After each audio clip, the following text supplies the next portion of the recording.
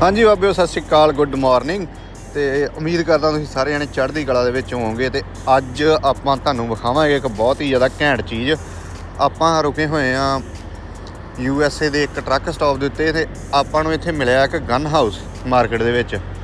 ते अमरीका दा gun house किद्दां दा हुंदा है, लाइसेंस दी लोड़ पैंदी आ आपां नूं गन लैण लग्गिआं। सारी डिटेल दे विच वीडियो आपां बनावांगे ते वीडियो नूं लास्ट तक देखदे रहिओ। बाकी आपां इत्थे रुके सी क्योंकि अपना ना रोड जिहड़ा बंद हो गया अगे स्नो दे करके। हुण ओह करदे पे साफ सफाई रोड दी। स्नो पई सी ते स्नो जदों साफ हो गई कर देणगे खोल देणगे रोड ते फिर आपां इत्थों तुरांगे। आपां नूं करीब 2 घंटे हो गए इत्थे रुकिआ नूं।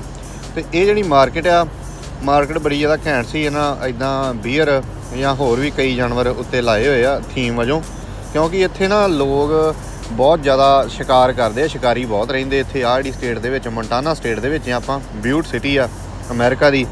ते ये मार्केट जिहड़ी आ ओपन मार्केट दे विच ही इन्हां जिहड़ा गन हाउस लाया। कोई सिक्योरिटी नहीं बाबिओ इत्थे। ते ओह सामने वेखो किन्ने ज़्यादा जानवरां दे ना उत्ते सिर टंगे आ। मतलब एक थीम जिहा बनाया इन्हां भी शिकारियां दी स्टेट करके इन्हां एक उदां दा मार्केट दा थीम जिहा बनाया कि ਜਿਹੜੇ ਜਿਹੜੇ शिकार इत्थे करदे आ लोग जानवरां दा ਉਹ ਉੱਦਾਂ ਦੇ। ਸਾਰੀ ਗੱਲਬਾਤ ਕੀਤੀ ਇਹਨਾਂ ਦੇ ਨਾਲ ਆਪਾਂ ਕੈਮਰੇ ਤੇ। ਇਹਨਾਂ ਮਤਲਬ ਇੰਨਾ ਜ਼ਿਆਦਾ ਆਪਾਂ ਨੂੰ ਡਿਟੇਲ ਨਹੀਂ ਸ਼ੇਅਰ ਕੀਤੀ, ਪਰ ਵੈਸੇ ਆਪਾਂ ਚਲੋ ਤੁਹਾਨੂੰ ਦੱਸ ਦਾਂਗੇ ਕਿਵੇਂ ਆ ਹਿਸਾਬ ਕਿਤਾਬ। ਤੇ ਇਹਨਾਂ ਕੋਲ ਗੰਨਾਂ ਦੀ ਵੈਰਾਈਟੀ ਬਹੁਤ ਜ਼ਿਆਦਾ ਸੀ ਤੇ ਆਪਣੇ ਪਿਸਟਲ ਰਿਵਾਲਵਰ ਬਹੁਤ ਜ਼ਿਆਦਾ ਘੈਂਟ ਚੀਜ਼ਾਂ ਪਈਆਂ ਇਹਨਾਂ ਕੋਲ। ਸਾਰਾ ਆ ਜਿੰਨਾ ਵੀ ਅਸਲਾ ਪਿਆ ਆ ਸਾਰਾ ਹੀ ਆਟੋ ਸੈਮੀ ਆਟੋ ਤੇ ਰਿਵਾਲਵਰ ਮਤਲਬ ਚੜ੍ਹਦੀ ਤੋਂ ਚੜ੍ਹਦੀ ਚੀਜ਼ ਰੱਖੀ ਆ ਬਾਬੇ ਇਹਨਾਂ। ਆਹ ਵੇਖੋ ਰਿਵਾਲਵਰ ਕਿੰਨਾ ਘੈਂਟ ਆ। ਇਹ ਹੈਗਾ ਸਾਰਾ $1100 ਅਮਰੀਕਨ ਦਾ। ਤੇ ਇੰਡੀਅਨ ਜੇ ਆਪਾਂ ਕਨਵਰਟ ਕਰੀਏ ਤੇ ਲੱਖ ਰੁਪਈਏ ਦਾ ਪਊਗਾ। ਤੇ ਇੱਦਾਂ ਦਾ ਪਿਸਟਲ ਮੈਨੂੰ ਨਹੀਂ ਲੱਗਦਾ ਵੀ ਇੰਡੀਆ ਤੋਂ ਲੱਖ ਰੁਪਈਏ ਦਾ ਮਿਲ ਸਕਦਾ। ਸੋ ਉਸ ਹਿਸਾਬ ਨਾਲ ਜੇ ਆਪਾਂ ਲਾਈਏ 2-3 ਲੱਖ ਦਾ ਪਿਸਟਲ ਘੱਟੋ ਘੱਟ ਮਤਲਬ ਰਿਵਾਲਵਰ ਆ ਜਿਹੜਾ ਦੇਖਦੇ ਪਏ ਆਪਾਂ ਇਹ 3 ਲੱਖ ਦਾ 3.5 ਲੱਖ ਦਾ ਘੱਟੋ ਘੱਟ ਮਿਲੂਗਾ ਇੱਥੋਂ ਮੈਨੂੰ ਲੱਗਦਾ। ਤੇ ਇੱਥੇ ਅਸਲਾ ਉਸ ਹਿਸਾਬ ਨਾਲ ਕਾਫੀ ਜ਼ਿਆਦਾ ਸਸਤਾ। ਤੇ ਬਾਕੀ ਇਹ ਲਾਇਸੈਂਸ ਵਗੈਰਾ ਵੀ ਬਣਾ ਕੇ ਦਿੰਦੇ ਆ ਹੰਟਿੰਗ ਦਾ ਤੇ ਫਿਸ਼ਿੰਗ ਦਾ। ਇੱਥੋਂ ਆਪਾਂ ਲਾਇਸੈਂਸ ਬਣਵਾ ਸਕਦੇ ਹਾਂ। ਤੇ ਗੰਨਾਂ ਗੁੰਨਾਂ ਜਿਹੜੀਆਂ ਵੀ ਆਪਾਂ ਇੱਥੇ ਲੱਗੀਆਂ ਤਕਰੀਬਨ ਵੈਸੇ ਜਾਂ ਲੋਕ ਇੱਥੇ ਰਹਿੰਦੇ ਆ ਦੂਰ ਘਰਾਂ ਦੇ ਵਿੱਚ ਉਹਨਾਂ ਆਪਣੀ ਸੇਫਟੀ ਦੇ ਲਈ ਰੱਖੀਆਂ ਹੁੰਦੀਆਂ।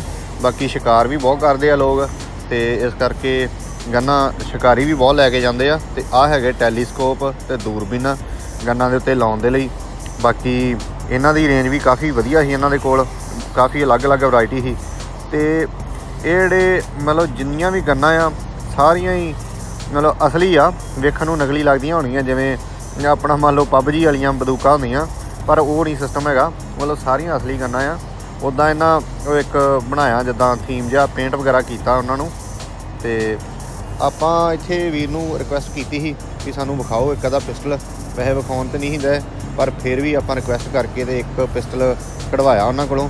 ਆਹ ਹੈਗਾ ਆ ਸੈਮੀ ਆਟੋ ਪਿਸਟਲ ਤੇ ਇਹਦੇ ਵਿੱਚ ਪੈਂਦੇ ਆ 15 round.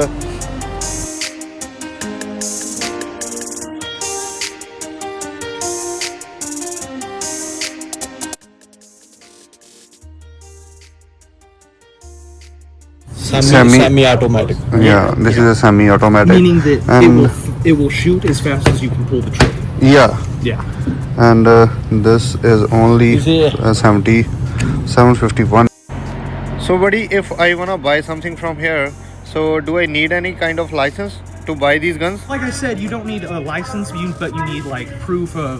You would need a driver's license or something like that. There's also some other requirements that you would need to meet to be able to buy one. So it honestly it depends. It's a very so we can easily we can buy these guns. Who can super easily? No. You have to do a ton of paperwork and everything.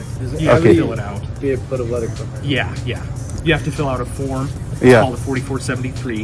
And then we call into the FBI. NICS number. They tell us whatever delayed, proceed, or denied. And then FBI will approve that we can carry or not. Them. Okay.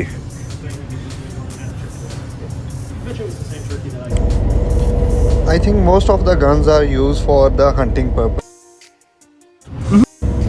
And I think most of the people of Montana state love hunting. A lot of hunters up here. Oh yeah. Yeah. ਹਾਂਜੀ ਬਾਬਿਓ, ਜੇ ਤੁਸੀਂ ਵੀ ਲੈਣਾ ਚਾਹੁੰਦੇ America ਦੇ ਵਿੱਚ ਹਥਿਆਰ ਤੇ ਤੁਹਾਨੂੰ ਗਨ ਹਾਊਸ ਤੇ ਆਉਣਾ ਪਊਗਾ। ਇਹ ਤੁਹਾਨੂੰ ਦੇਣਗੇ ਇੱਕ ਫਾਰਮ, ਉਹ ਫਿਲ ਕਰੋਗੇ ਤੇ ਇਹ ਬਾਅਦ 'ਚ FBI ਨੂੰ ਭੇਜਣਗੇ ਉਹ ਫਾਰਮ। FBI ਤੇ ਡਿਪੈਂਡ ਆ ਕਿ ਉਹ ਅਪਰੂਵ ਕਰਨਾ ਜਾਂ ਰਿਜੈਕਟ, ਕਿਉਂਕਿ ਤੁਹਾਡਾ ਬੈਕਗਰਾਊਂਡ ਚੈੱਕ ਹੋਊਗਾ ਉਹਦੇ ਵਿੱਚ, ਜਿਵੇਂ ਆਪਣੇ ਇੰਡੀਆ ਪੁਲਿਸ ਵੈਰੀਫਿਕੇਸ਼ਨ ਹੁੰਦੀ ਆ। ਸੋ ਜੇ ਤੁਹਾਡਾ ਰਿਕਾਰਡ ਸਾਰਾ ਸਹੀ ਹੋਇਆ ਤੇ ਫਿਰ ਤੁਹਾਡਾ ਅਪਰੂਵ ਹੋ ਜਾਊਗਾ। ਬਾਕੀ ਜੇ ਰਿਕਾਰਡ ਸਹੀ ਹੋਵੇ ਤਾਂ ਆਰਾਮ ਨਾਲ ਤੁਹਾਡਾ ਅਪਰੂਵ ਹੋ ਜਾਊਗਾ ਤੇ ਤੁਸੀਂ ਅਸਲਾ ਲੈ ਸਕਦੇ ਜੇ। ਤੇ ਇਹਦੇ ਲਈ ਲਾਇਸੈਂਸ ਦੀ ਕੋਈ ਲੋੜ ਨਹੀਂ ਆ, ਇਹ ਫਾਰਮ ਹੀ ਆ ਬਸ। ਇਹ ਜੇ ਰਿਜੈਕਟ ਹੋ ਜਾਂਦਾ ਜਾਂ ਅਪਰੂਵ ਹੋ ਜਾਂਦਾ ਉਹਦੇ 'ਤੇ ਡਿਪੈਂਡ ਆ ਸਾਰਾ ਕੁਝ। ਬਾਕੀ ਵੀਡੀਓ ਤੁਹਾਨੂੰ ਕਿੱਦਾਂ ਦੀ ਲੱਗੀ ਕਮੈਂਟਾਂ ਦੇ ਵਿੱਚ ਜ਼ਰੂਰ ਦੱਸਿਓ, ਲਾਈਕ ਕਰਿਓ, ਸ਼ੇਅਰ ਕਰਿਓ ਆਪਦੇ ਯਾਰਾਂ ਦੋਸਤਾਂ ਦੇ ਨਾਲ, ਤੇ ਨਵੀਆਂ ਵੀਡੀਓਜ਼ ਹੋਰ ਦੇਖਣ ਦੇ ਲਈ